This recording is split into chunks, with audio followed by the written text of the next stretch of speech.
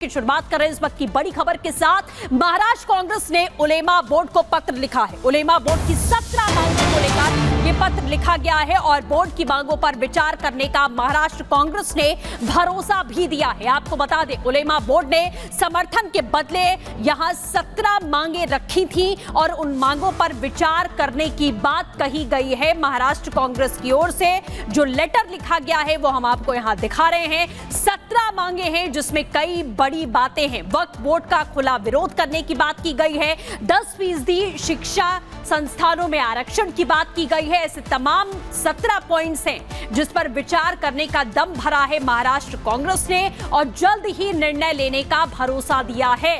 उलेमा board की ओर से समर्थन को लेकर जो समर्थन देने का वादा बोर्ड की ओर से किया गया, उसके बदले में 17 मांगे रखी गई थी जिस पर महाराष्ट्र कांग्रेस ने रिएक्ट किया है और ये लेटर लिखा है कि वो जल्द ही इस पर विचार करेंगे। तो मुसलमानों का सबसे बड़ा बोर्ड है उलेमा बोर्ड और इसकी सारी मांगों को मान करके एनसीपी ने बता दिया है कि आखिर वो चाहती क्या है, क्योंकि महाविकास आघाड़ी ने उन तमाम 17 शर्तों को माना है जो उलेमा बोर्ड ने उनके सामने रखा था और जिसके बदले उन्होंने समर्थन की बात कही थी। यानी सीधे सीधे क्या तुष्टीकरण की राजनीति के जरिए वोट हासिल करने की कोशिश महाविकास आघाड़ी कर रही है। महाराष्ट्र चुनावों में एक रिपोर्ट दिखाते हैं।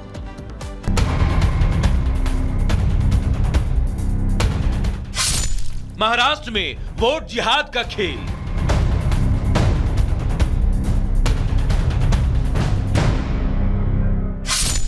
उलेमा की मांगे मुस्लिम वोट फिक्स।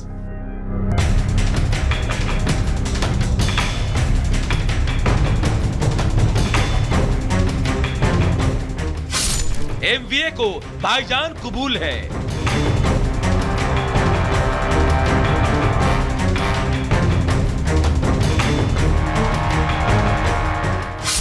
चुनाव में शर्त के सहारे एमवीए।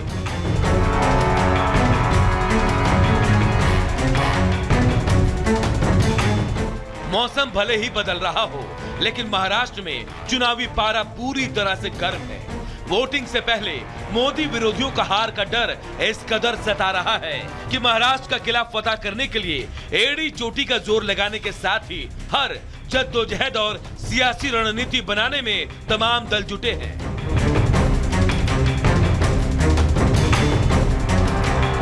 चुनाव में सियासी रणनीति के तहत अखिल भारतीय उलेमा बोर्ड ने महाविकास आघाड़ी से सीधे 17 शर्तें रखी हैं। इन शर्तों की बुनियाद पर मुस्लिम संगठन ने महाराष्ट्र के विधानसभा चुनाव में एमवीए को समर्थन देने का वादा किया है। उलेमा बोर्ड की तरफ से जो शर्तें रखी गई हैं, उनमें से कुछ शर्तें आपको भी जाननी चाहिए। उलेमा बोर्ड ने जो शर्तें रखी हैं, उनमें एनडी गठबंधन को वक्फ संशोधन बिल का खुलकर विरोध करना होगा। शिक्षा और अन्य विभागों में मुस्लिमों को 10% आरक्षण मिले। राज्य में वक्फ बोर्ड विकास के लिए 10 लाख करोड़ रुपए की मांग। मौलाना सलमान की रिहाई के लिए अथक प्रयास। रामगिरी नितेश राणे को जेल। मस्जिद के इमाम को 15,000 रुपए प्रति माह। मुस्लिम युवाओं को पुलिस भर्ती में प्राथमिकता। वक्फ संपत्ति संरक्षण कानून बनाने। राज्य में राष्ट्रीय स्वयंसेवक संघ पर बैन। एनडी के प्रचार के लिए 48 जिलों में आवश्यक मशीनरी प्रदान की जाए। उलेमा बोर्ड ने जो 17 मांगे रखी हैं, उनमें से अधिकतर पर एमवीए के घटक दलों ने सहमति जताई है। नाना पटोले उलेमा बोर्ड की मांगों को हाँ। शरद पवार उलेमा बोर्ड की मांगों को हाँ। अखिलेश यादव उलेमा बोर्ड की मांगों को हाँ। उद्धव ठाकरे उलेमा बोर्ड की मांगों पर चुप्पी। यानी सीधे तौर पर समझे तो महाराष्ट्र कांग्रेस का समर्थन मिल चुका है। एनसीपी शरद पवार गुट ने भी हरी झंडी दे दी है। सपा उलेमा बोर्ड की इन मांगों के साथ खड़ी है। उद्धव ठाकरे अभी असमंजस में है। अगर ऐसा होता है तो ये बहुत एक गंभीर परिस्थिति होगी और हमारे देश का अंग अंग बेचने जैसा एक वातावरण हमारे देश में होगा। सभी को इसका विरोध करना चाहिए। एक रहेंगे तो नेक रहेंगे, बटेंगे तो जरूर कटेंगे। मुस्लिम तुष्टीकरण के नाम पर इन मांगों पर हामी भरने वाली पार्टियों का मकसद भी समझा जा सकता है। लेकिन महज एक चुनाव और इस चुनाव में जीत के पैतरे के रूप में इन मांगों का समर्थन ना तो महाराष्ट्र हित में हो सकता है और ना ही देश हित में। Bureau report, Republic Bharat. और अब बात करेंगे महाराष्ट्र की, जहां किरीट सोमैया ने दावा किया है कि रोहिंग्याओं की संख्या बढ़ रही है। मुंबई पर बांग्लादेशी रोहिंग्या अतिक्रमण बढ़ रहा है। 2051 तक मुंबई में हिंदू आबादी 54% रह जाएगी। एक है तो सेफ है। तो महाराष्ट्र बीजेपी के बड़े नेता यानी कि किरीट सोमैया ने बड़ा दावा किया है और साफ कहा है कि रोहिंग्या और घुसपैठियों की संख्या महाराष्ट्र में बढ़ती जा रही है। 2051 का जिक्र करते हुए वो नजर आए हैं और साफ कहा है कि 2051 तक जो संख्या है उसमें काफी ज्यादा इजाफा होने वाला है। आपको बता दें, किरीट सोमैया ने Tata institute of social sciences की रिपोर्ट का हवाला देते हुए ये बड़ा दावा किया है। आपको सुनाते हैं। मोदी जी कहते हैं एक है तो सेफ है। योगी जी कहते हैं बटेंगे तो कटेंगे।